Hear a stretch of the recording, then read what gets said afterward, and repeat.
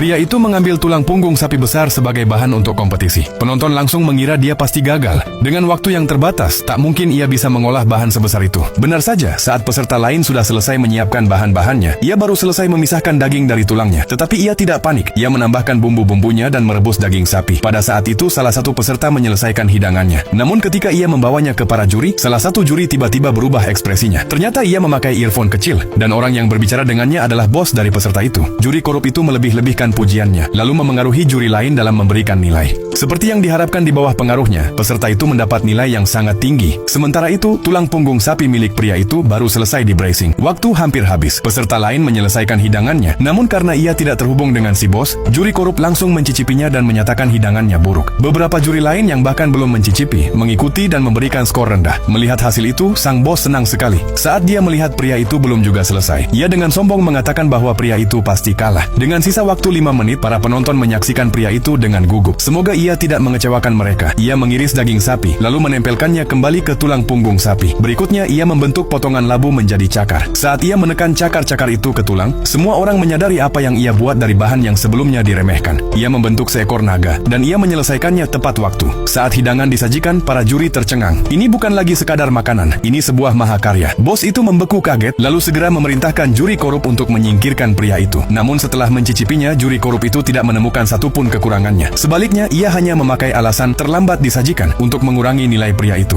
Penonton marah. Ketua juri juga merasa ada yang janggal. Saat juri korup itu lengah, ketua juri menyenggolnya dan earphone tersembunyi itu jatuh ke lantai. Kebenaran pun akhirnya terungkap.